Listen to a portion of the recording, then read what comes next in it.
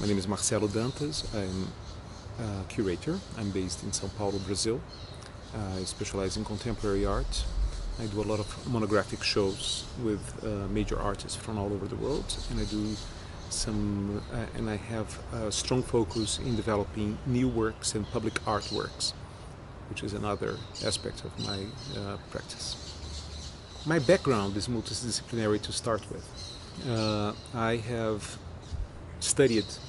I began studying diplomacy, and then I went into study film and television, and then history of art, and then interactive telecommunications, which was the beginning of what new media was. And so my background is very diversified, and my interest in art came a lot with the video artists back in the 80s. You know, the people that were, defining a new language for art. So I start already in a multidisciplinary field with Bill Viola, Gary Hill, Namjoon Paik, Shri Nishat, lots of people that were, in a way, experimenting what the boundaries of the medium was. And another aspect of my practice that is very important is that I produce and curate. And this makes a tremendous difference because I do have the key and the means to make the work happen. I do not depend on institutions or on, I deal with institutions and I develop the work for institutions, but we do it as a team, ourselves. And so we understand the needs and what it takes in the process of making the art. It's not only about selecting and contextualizing, it's also about selecting and contextualizing, but it's a lot about building, creating, generating the experience. My experience has been that whenever the books about it are written, it's probably because that knowledge is already obsolete. That's normally what I feel. I mean, very seldomly somebody is able to organize a certain knowledge of something of the present that refers to the present. And the best experience is actually living it. So I have a tendency that is, I like to go places. I like to see things in the making. I like to go to studios. I'm more interested in studios than in art fairs.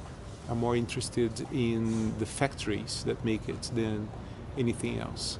And whenever the works usually reach the museums, that's the time in which they are no longer being created.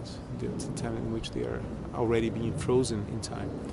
So I'm interested in this other side of things, in which the things are not yet born, or when they are forgotten. I'm also interested in that. The things that were forgotten in the past, that never left the studio, that could never really occur because the technology wasn't ready, because the money wasn't there, the context was not developed. So that's also a type of work that I'm interested in, is reviving in non-existing work.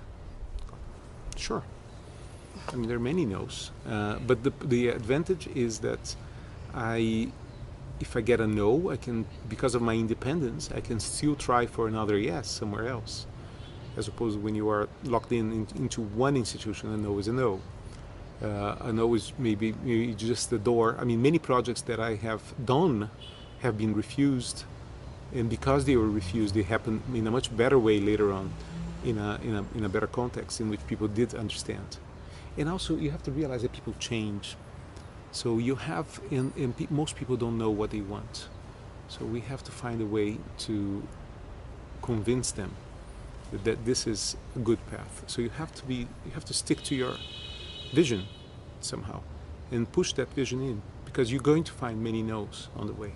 You're going to find no's, you're going to find things that will turn you back, but you have to think that your trip, your road, your journey is one that you believe in.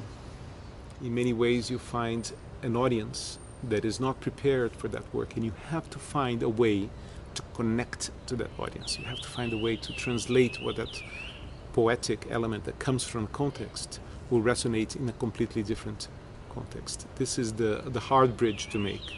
And without distorting completely what the work's intention is.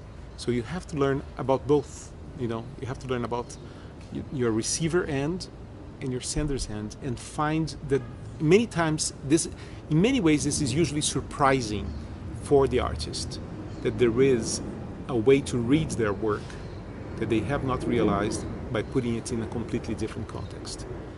And also curators tend to cipher, and my challenge is to decipher. You know, I don't want to cipher a work that is already ciphered. 2 layers of ciphering is too much. I want to decipher. I want to make it accessible. My tendency has been to make very popular shows, which I am proud of. By talking, by seducing, by sharing the vision, by showing a enthusiasm that usually is contagious.